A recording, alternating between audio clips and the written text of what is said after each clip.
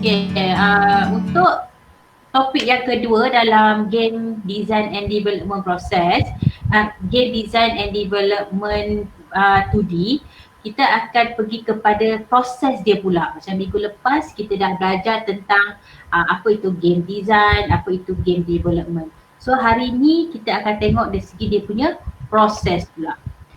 Okay, learning objektif kita pada hari ini adalah untuk define the game design and game development. Okay, identify the game good game, game good game lah, benda tu kan. Identify the good game design aspects. Dan yang ketiga, select the appropriate game development model. Okay. Walaupun dah diterangkan minggu lepas, kita refresh balik. Game design dan juga game development ni adalah dua orang kata tu role yang berbeza. Game design dia lebih kepada conceptual design of things. Maknanya dia akan tengok dari segi mekanik, dari segi estetik, core concept, okay, character level and narrative. Manakala game development pula dia involve bringing yang idea yang kita letakkan dalam bentuk storyboard, mungkin dalam bentuk flowchart tu tadi ke bentuk yang sebenar. Okay, refer to the making of game from the animation through to engine programming. Okay, so dua benda ataupun mungkin ada antara kita ni yang dia kata dia balance. Maknanya dia boleh jadi designer, dia boleh jadi developer. Tapi sesiapa yang rasa macam dalam satu team tu dia memerlukan designer dan juga developer ya. Okay, macam mana kita nak tentukan apa ni? Kita punya orang kata kelebihan ni dekat mana? Okay, kita bagi contoh lah. Okay, saya nak buat satu test.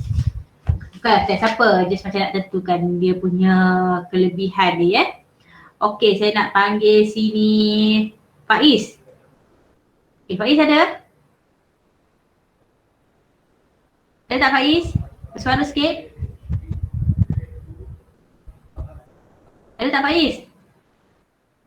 Faiz ada tapi mungkin jasad dia tak ada. Tu kantoi tu. Okay, Izzah. Izzah Okay, saya tanya, will you enjoy finding bugs and glitch? Yes or no? Yes. Yes. So, tugasan Izzah ni, dia punya orang kata role dia sesuai kepada quality assurance. Maknanya dia bila dalam satu-satu teams tu, tugas dia ni adalah macam tester lah. Sebab dia enjoy untuk finding bugs and glitch. Okay? Okay, kita panggil orang lain lah. Dia tak tahulah dia punya role adalah quality assurance. Okay, Izlan. Ada tak Izlan? Ya, ada. Okay, ni just tak payah lah orang kata macam nak kena stress ni macam bagi tahu je, jujur je. Okay, soalan pertama, would you enjoy finding bugs and glitch? Yes or no? Yes. Yes juga? Quality assurance lah. Okay, saya nak cari jawapan yang no ni. Kita pergi ke Faris? Ya. Okay, will you enjoy finding bugs and glitches? Yes. Senang aduh okay, test lah sikit. Siapa ni? Imama. Okay, soalan pertama dulu. Yes juga. Alah. Cuba try no pula. Saya nak cari siapa yang no ni. Adli? Ya. Okay. Will you enjoy finding bugs and glitches? Kita bagi no lah. Okay. Semua yes kan. Try no. Tapi kalau dia suka, nak buat macam mana? Yes or no? No. Okay. Dia pergi pada soalan kedua. Do you like programming or computer science? Wow. No yes, lagi. No lagi. No. Lepas tu, do you have any artistic skills and abilities? No. No. Can you come up with fun, innovative gameplay ideas? Yes. Yes, so dia lebih kepada game designer. Dia punya role kat situ. Okay, so nanti bolehlah tentukan mana korang ni sesuai, sama ada jadi quality assurance ke. Okay, ada yang mungkin kelebihan daripada programmer, artis, game designer, level designer, narrative designer, producer ataupun audio engineer. Okay. So dalam team sebaik-baiknya adalah setiap team tu dia ada kombinasi role-role yang macam ni supaya taklah menjadikan games tu macam terlampau berbentuk teknikal sangat ke, ataupun terlampau interface dia cantik gila tapi gameplay dia boring. So dia tak balance So kena ada sesuai dari segi team punya members tu. Okay, sekarang ni saya tunjukkan satu video macam mana nak design player centered experience When you play something like The Sims, hi. When you play something like The Sims, the player is actually the one building the rule set. They're giving the player a toy, and the player is turning it into a game. It's almost magical. As a designer, you're actually dealing with two computers. First, the electronic one sitting on the table in front of you, but more importantly, the player's imagination, the player's brain. Being a game designer turned into a lifelong learning process where I can go off in any subject I want to, and it's tax deductible. I'm going to expose you to a number of fundamental concepts about game design. I want to dive deep with psychology of the player, the mental modeling that goes on, how to build emergence, surprise, and to try to predict what's going to motivate players and pull them in. You can take almost anything and make it a fascinating interactive experience. You watch somebody play a game, most of what they're doing is failing. You need to design the game such that failure is interesting and understandable so that you can go back and say, aha. Oh, geez. This is actually kind of fun. Good. Games and film have a very different emotional palette. Film is totally based upon empathy. You can look at characters, they're happy, you feel happy. The kind of emotions that we can actually get out of games are very different. Things like guilt or pride, teamwork. A lot of that is based upon agency. As soon as you take that away from the players, it's kind of like being in a movie theater where all of a sudden the screen goes black. Now, that's what it's like to take the control away from the player. Generation into creating games now has so many opportunities. You're having a vision for something that's going to go out and change people. So find something you're passionate about and start exploring. I'm Will Wright. And this is a simulation of my master class. Okay. Okay, tadi kita dah tengok yang satu video yang menunjukkan kalau nak menghasilkan membuat satu game, kita memerlukan seorang tu dia ada satu yang penting berkenaan dengan interaction design. Yang macam kita belajar sebelum ni lah, dia akan influence by dia punya emosi, player punya emosi, lepas tu dia punya kognitif dia, macam mana nak design dia dari segi estetik, dari segi programming dia, dari segi technical part dia. So iaitu dia kena, orang kata kita sebagai game designer perlu consider lah dia punya aspek-aspek dalam pembinaan games tu tadi. Alright.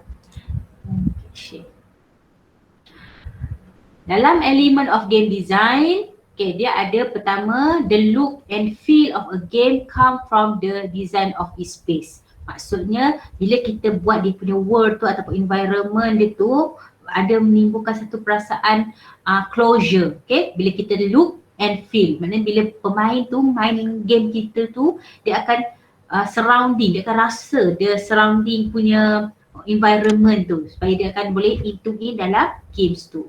Yang kedua, component tu dari segi part of your game like macam avatar, macam dia punya asset, macam dia punya karakter. Itu pun design dia tu pun pastilah orang kata yang ada mempunyai ciri-ciri yang looks and feel tadi. Mechanics. Mechanics ni pula dia lebih kepada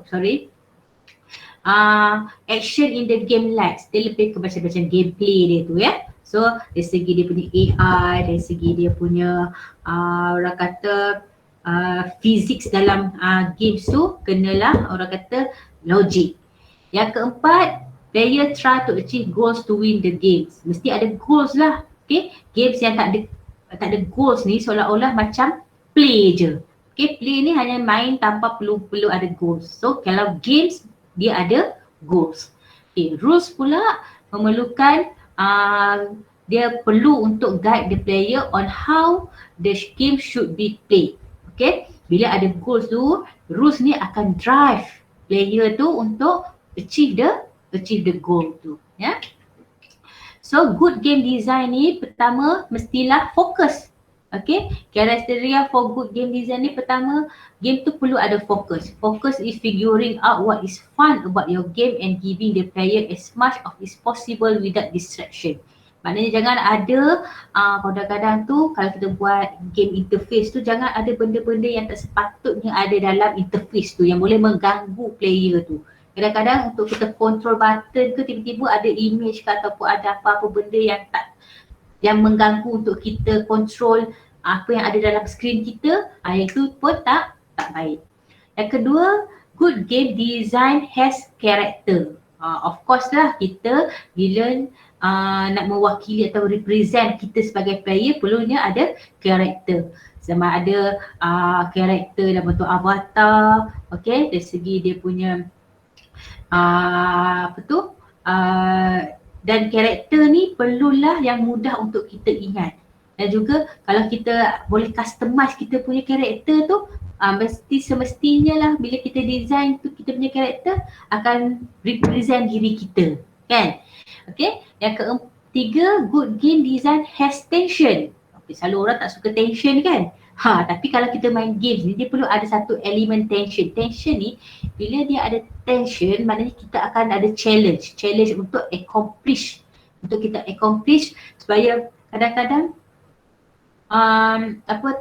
tension ni dia akan menyebabkan kalau permainan tu terlalu mudah sangat nak main dia akan jadi boring. Kalau ada challenge dan juga ada tension sikit ni orang akan yang permainan game-game tega ni lah, okay, dengan interaction yang baik dia akan rasa lagi attract ataupun engage untuk selesaikan misi dalam games tu. Okay. Yang keempat, good game design has energy. Okay, this is come from things such as movement, okay, momentum and pacing. So energy ni dia akan memberi kita punya rasa eager ataupun trigger untuk kita terus untuk bermain games ni. Okay, so untuk menghasilkan tu design game yang baik ada 4 benda ni lah. Fokus, character, tension dan juga energy. Ya. Okay, ini saya rasa dah belajar dah dekat game principle. Okay, macam mana kita nak design the game, saya tak payah ulang lagi lah. Pertama kita kena setting games, goal and rules. Lepas tu kita akan designing gameplay dia, designing feedback, designing game space and juga designing game narrative. Okay, untuk kita membangunkan satu-satu games, selalunya kita akan rujuk kepada beberapa game development model supaya macam kita lah, macam kalau kita nak melakukan sesuatu aktiviti ke apa ataupun nak membangunkan satu produk, dia macam ada satu manual ataupun yang kita boleh jadikan sebagai rujukan. Okay. Game development models are composed by processes, methods and tools. Okay, supaya kita mudah untuk kita organize kita punya work plan tu tadi. Okay. These models try to describe how to successfully develop game each with a different approach. Okay, kadang-kadang dalam setiap proses orang nak buat games ni dia berbeza. Dan juga model dia pun berbeza. Dia depends lah kepada team tu, dia nak ikut model yang mana yang memudahkan untuk dia, yang mungkin sesuai dengan dia punya, orang kata dari segi cost, dari segi dia punya skills. Okay? Dan dalam game development model ni, dia ada 4 basic activities. Pertama, nak tentukan needs and requirement. Kedua, potential solution, maknanya kita redesign. Ketiga, chosen between alternative, maknanya kita evaluate. Dan yang keempat, kita build the artifacts. Okay, ini adalah secara general lah aktiviti dalam design process. Dan design process, design and development process ni dia akan melalui beberapa phase ataupun fasa. Pada peringkat pertama adalah analisis. Maknanya kita kena buat research sikit lah. Research dalam menentukan kita punya target user, kita punya game elements, kita punya orang kata platform nak guna. So dekat sini adalah analisis keperluan permainan. Dan kita tentukan juga spesifikasi keperluan permainan tu tadi. Saya cakap tadi lah, yang atas tu dari segi dia punya elemen permainan. Yang kedua ni dari segi dia punya spesifikasi hardware dia, software dia, mana yang sesuai.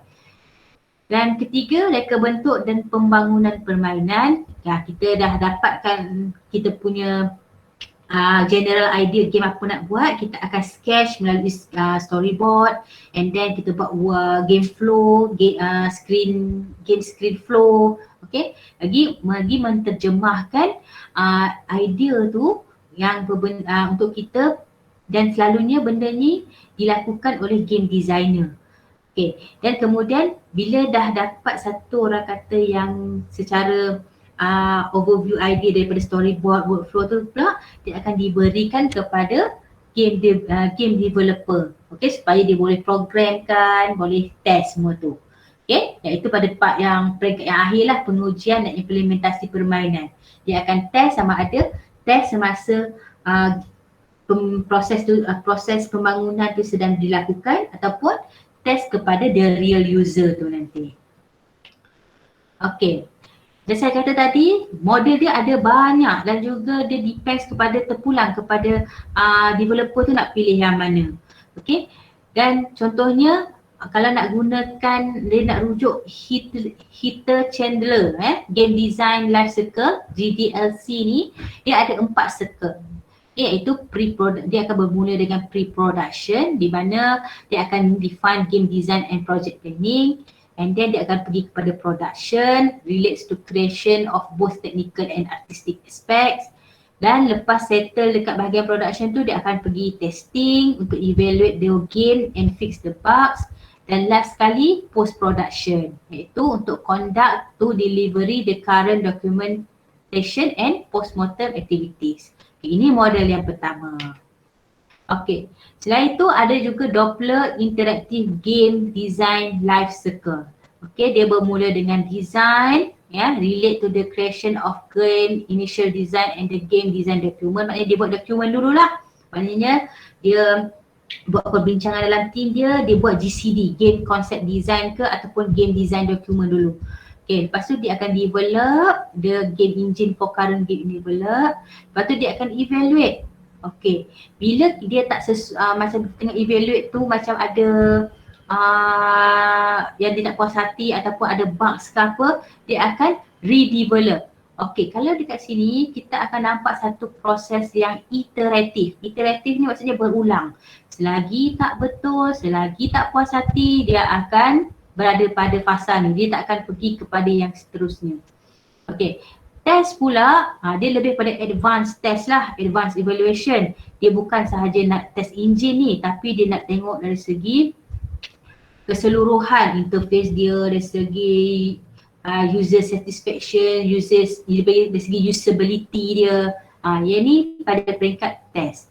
And then review release, review and release ni dia akan pergi kepada third party in review release. Maknanya dia akan bagi pada dia real user, and then kalau real user tu ataupun real player tu reject, dia kena design balik semula dan melalui proses yang lain. Dan kalau semua dah complete, dia akan terus release. Okay, seterusnya Arnold Hendrick, GDLC. Kalau kita tengok selalunya kebanyakan yang sebelum-sebelum ni, dia akan guna nama orang yang cipta model ni. Okay, ada apa tadi, Henley lah, lepas tu sekarang ni Arnold pula. Okay, kat sini sebenarnya benda ni sama juga. Dia macam mula tu dengan analisis, lepas tu dia akan design, dia akan develop, dia akan test, and then dia akan launch. Okay, tapi dia tukar nama je. Okay, kalau Zin dia kata prototype. Prototype sama juga, create the initial design, concept art and several prototype. Dia mulakan dengan prototype dulu. Then dia pre-production ni make documentation. Okay, kat sini dia buat documentation. Lepas tu dia production, dia construct asset, source code, okay, identification of those aspect. And then dia test. Testing ni dia menggunakan users feedback. Dia namakan beta. And then bila dah settle pada bahagian dah macam dah satisfy kat sini, dia pergi pada live, daripada live. Okay, game has already been passed the testing and ready to play. Okay. Yang seterusnya, build game studio GDLC. Okay, kat sini dia ada 7 ke? Tak, ada 6. Ada 6 fasa. Fasa pitch. Okay, fasa pitch ni dia create the initial design and game concept. Lepas tu pre-production dia akan dia buat game design, concept art dan juga game design document. Maknanya dari segi documentation lah. Lepas tu dia akan pergi main production, dia akan realize the concept and then pergi kat sini dia ada 2 jenis testing iaitu alpha dan juga beta. Kalau alpha ni the game build and then test by internal team members. Dia hanya di test game tu dalam kalangan game punya team tu tadi. And then bila dah puas hati pada kalangan team, dia akan pergi kepada beta. Beta dia akan pergi kepada the real user ataupun third party tester, maknanya orang yang bukan terlibat dalam production game tu tadi. And then bila dah dua-dua dah puas hati, dia akan launch the game iaitu pada peringkat master. Okay. Kalau yang ini pula Juge Studio Game GDLC ni, dia pendek je, dia ada 3 fasa. Pre-production, production dan juga post-production. Tapi dekat dalam 3 fasa ni dia lebih, orang kata lebih details lah. Kalau kat pre-production tu dia ada buat GCA, okay, Game Concept Analysis, JDD, lepas tu dia ada banyak buat documentation. Okay, kalau kita tengok kat situ lah, kita ada buat flow and wireframe document, analysis, mana dia lebih kepada research dulu. And then bila dia dah dapat apa benda keperluan yang dia nak buat, and then dia terus pergi pada production. Dekat situ dia akan start lah untuk design, untuk develop, okay, dia tengok dari segi level design, UI design, okay. Then last kali dia akan pergi pada testing, okay, pada post production. Dia akan tengok dari segi UAT. UAT ni user, T tu test. Itu saya tak ingat lah. UAT tu macam testing lah Q&A testing, QA testing. QA tu stands for Quality Assurance. Yang macam kawan-kawan kita tadi itulah yang banyak pilih yang suka fix bugs and glitches tadi tu. And then dari segi monetization, lepas tu dari segi dia beri support and maintenance. Ini ada bahagian post production.